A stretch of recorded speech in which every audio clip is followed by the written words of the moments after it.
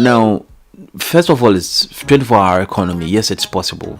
It is possible. It's a highly achievable. Okay, and for a country like Ghana, that is what we need now. Like, if you consider how far back we are, like how, like Charlie, we are trailing. We are trailing in every aspect. Okay, with every aspect of the economy. Like, take a Greek, take tech, take like you just mentioned it, we are trailing and we are way behind. And so if a 24-hour economy is going to speed things or increase production in whatever sector, Charlie, I'm all up for it. I would buy into it. But again, we ask ourselves, are we even ready for a 24-hour economy?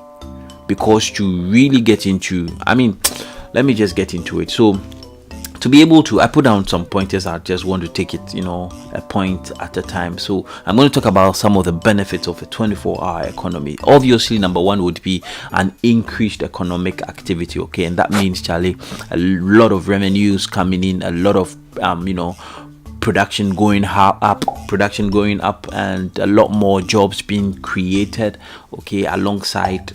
And then the greater lifestyle of flexibility, so people are going to have options to choose to work in there in the night or to work in the day, and that's even going to ease in the traffic and the flow and movement of traffic, okay, in the city centers, especially because if you have people who drive in the night, you'd have other section who drive in the morning, and it means, Charlie, not everybody is doing the 9 to 5 or the 8 to 5 thing where we are constantly stuck in traffic during rush hour. So yeah, it's going to ease up the flow of traffic. Production is going to increase, employment is going to increase. I also have here that is going to drive growth, and then the supporting infrastructure like public transit systems, okay, would obviously come into play. Enhanced perception of Ghana as an always on destination, which is more integrated with the local which is also integrated into like the international market or the international community, in that globally Ghana is going to be perceived. And so if other people who run such economies want to do business with us, yes, it becomes easier. Okay, if there's a production line that is producing a certain product for a wider market internationally, Charlie, they would know how to deal with that, and they would be ready to work with that, because yes, we will be able to supply whatever product they demanded. Okay, and so yeah, it works well in that essence. Okay, but then again, it's also the challenges that it's going to come with it. And the challenges for me at this point seem to be way more than it is. Also, let me chip in this. Ghana is already running some form of a 24-hour economy, but then it's just in a few, or just as so, like in the health service, they're already running a 24. A lot of the hospitals run 24 hours, especially the big hospitals. They run 24 hours.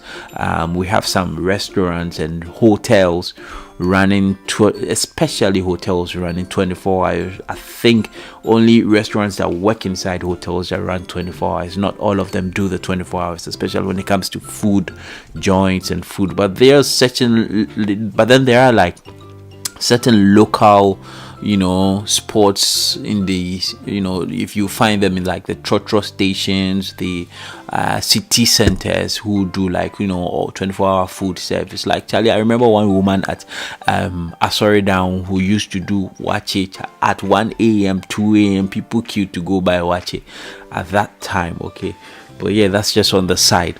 But yeah, let's talk about the potential challenges. Okay, there's going to be a higher energy usage and infrastructure servicing cost from across like, imagine you're going to do a 24-hour economy. Like, that's like, ramping up production lines, and that means a lot of energy. Like, take Tema alone, already the energy they're consuming, and then telling them to work around the clock. The challenges that I see here, number one, is obviously the higher energy usage this is going to come up with, and the infrastructure cost.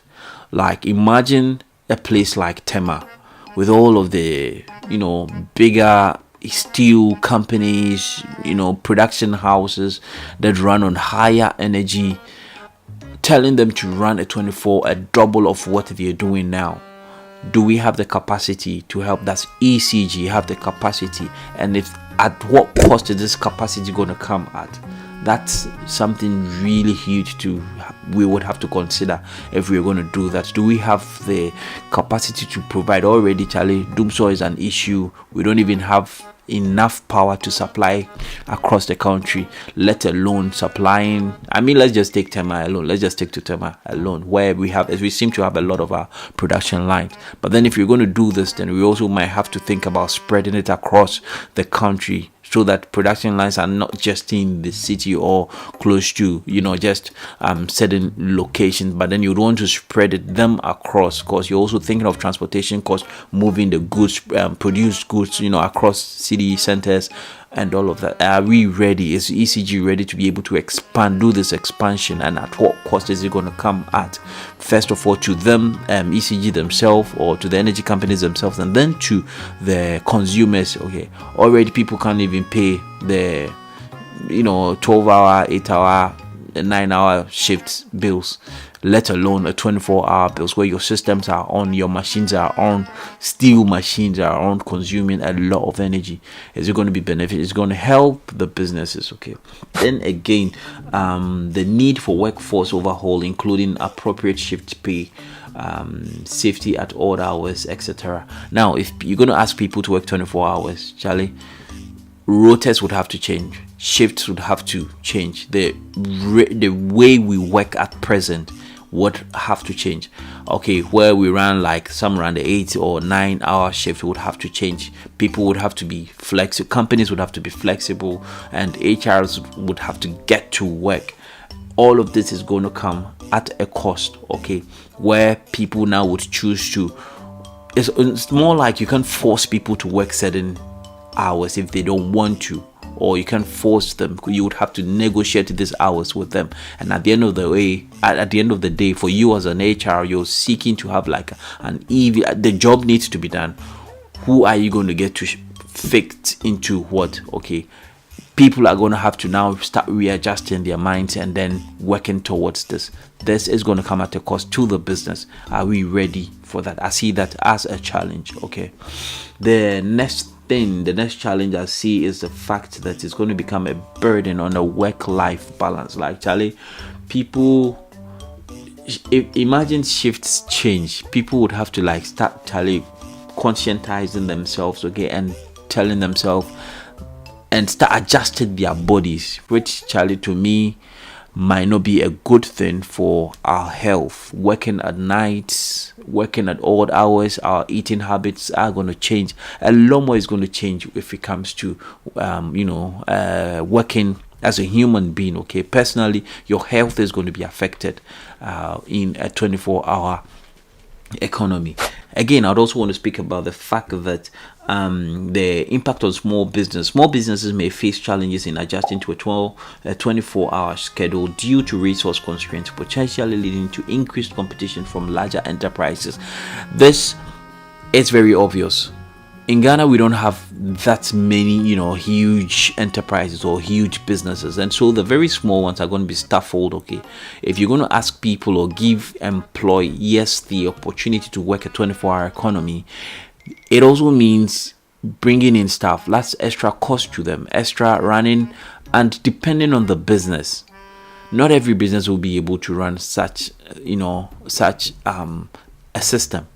Small businesses at the end of the day are going to suffocate, because it's like spreading your staff across a 24-hour, and at the end of the day not meeting target lines, or you're saying that you're going to spread, or you're going to say you're going to bring on more staff to be able to cover up that 24-hour stretch, so that constantly there's job being done and there's targets being met at the end of the goals being achieved at the end of the day. That's going to come at a cost, an extra cost to the business, okay, alongside the resources you're going to have to give to all of these stuff.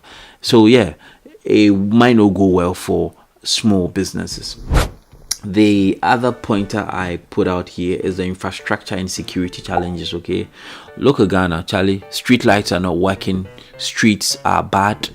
Security is not that safe. If I live in some far place, okay, some Kaswa land, some pram far place, Charlie, and I'm coming home at night, how safe am I to be able to drive, to be able to pick trotro? The transportation system, trotros most often than not are closed by midnight. Very few of them work throughout, and even if they work, do they work to my destination where I live? Taxis close at certain points, or they are charging really exorbitant prices when it comes to night hours, because Charlie, it's risky and you can't blame them. They're charging it for their safety and all of that, and they won't even get some in return. So that's the argument that the transportation would make, security would make. And so security would have to be like top notch if it comes to running a 24-hour economy. Can I call the police who won't be sleeping, or who won't ask me that, Charlie, do I have a car? Do I have, when they come, they don't have a car. Would they come? Would they get fuel? Is there a 24-hour service, real service when it comes to security, that when I call a number, can I find security? Can I get to talk? Can I have security deployed to my location, wherever I live at that point in time? Okay, yeah, that's another thing to consider when it comes to security. With all of this mentioned, okay, yeah, I've mentioned work-life balance. Extended working hours can impact the work-life balance of employees. Okay, there's also going to be culture shift. Now, this culture shift, okay, I explained it this way: adopting a 24-hour economy may require a culture shift in the way that people perceive the approach to work, which could take time and necessitate education and awareness programs. Okay, if people decide to work 24 hours, it means that in fact, a 24-hour, it's going to eat into or have an effect on other institutions like school. So now, okay, people are going to be able to do night school. People are going to be able to do. So it's going to affect like our entire culture, which is used to sleeping at night and waking. Like everything is going to change. A lot more is going to change. A lot more people we're going to see the other side of a nightlife. And if you've known, as Africans, as Ghanaians, we are not used to working in the night. Okay, we in fact at night we consider it as I don't want to mention, but like we consider the night as at the before time, and like there's certain places, like imagine in the villages, still people still perceive those things here, that at the night. How can you be working at night? How can you be sweeping at night? Like growing up, we're told that you can't be sweeping at night, or else you'll be sweeping all your monies away. Yeah. So yeah, working at night is really going to affect the culture that we have so far. So yeah, let me conclude. And in conclusion, I'm going to say that if really we want to adopt this thing in consideration, I would suggest, and yeah, I hope that the NDC or the Mahama hears me out on this. Okay, if we're really going to run or adopt a 24-hour economy, these are some of the things I think we need to look at, especially and I say this to the fact that with what I've heard, okay, yes, it's been put out, the notion has been put out, and from the people I am hearing, or the communicators I'm hearing, I think they're not even explaining what, either they are lost at what they have been told to explain to as a 24-hour economy or not. But then, if really we're going to run a 24-hour economy, the number one thing to consider amongst every other thing is that we have to begin, it's supposed to be a sector by sector thing. We can't run a 24-hour economy across all economic sectors, okay, across all production sectors, across all institutional. Like, it has to be a sector by sector thing. And by this, we are considering adopting a 24-hour economy in sectors where it makes most sense. Hospitals need it, food production houses, restaurants, security services. I mean, you just name it. There are certain businesses that yes, these businesses can run on a 24 effectively and efficiently.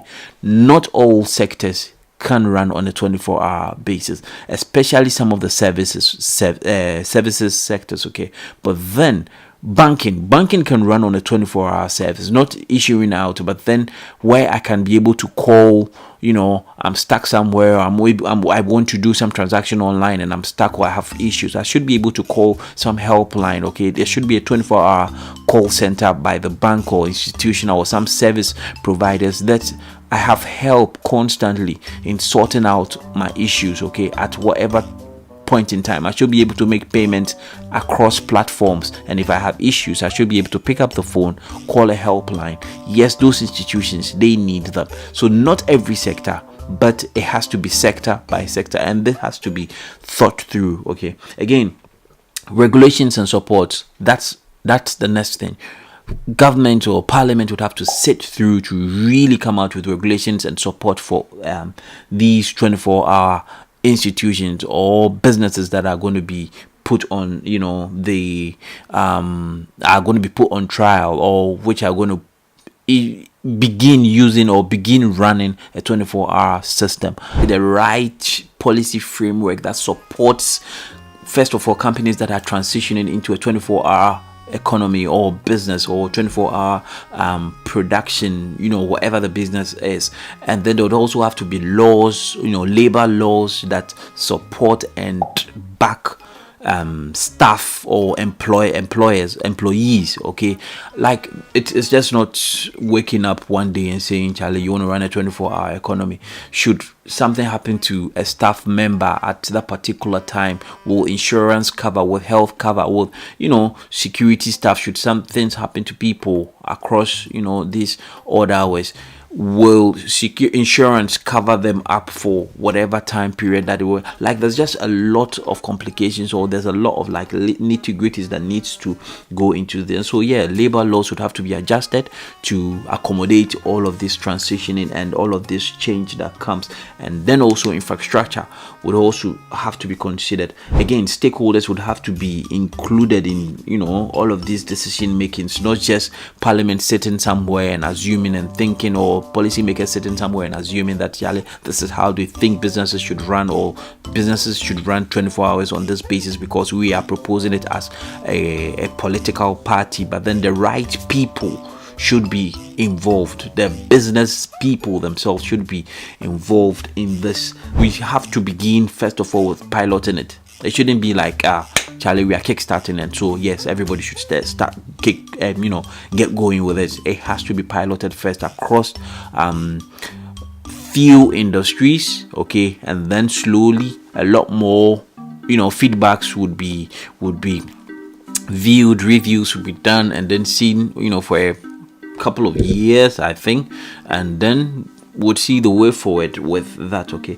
and then there has to be like that continuous evaluation and proper reporting. So yeah, adopting a 24-hour economy can really be a complex undertaking, but then if the proper measures, regulations, laws, infrastructure is put in place, Charlie, it is possible. And a country like Ghana at this point in time, we need it to pace, we need it to catch up. We are way behind, we are lacking behind. So yeah, aside with Mahama when it comes to a 24-hour economy, but then we are not there yet. A lot more needs to be, like, either they are not communicating or well, and I don't know, and I don't get what they're trying to say. Charlie, man, there's a lot that goes into running a 24-hour economy. It is not the talk, it's not, Charlie, just winning votes and then it comes to play, and Charlie, we don't see these guys anywhere. But yeah, I'm all up for a 24-hour economy. It's great, it evens out, it pushes the country to work, it gives flexibility. There's a lot more good that comes into it. But then, are we ready? Infrastructure, security, are we ready? Energy, like, what does it takes a lot to run a 24-hour economy. So yeah, I hope you guys enjoyed this video. I hope to come your way again with some other video. Yeah, we'll talk again soon.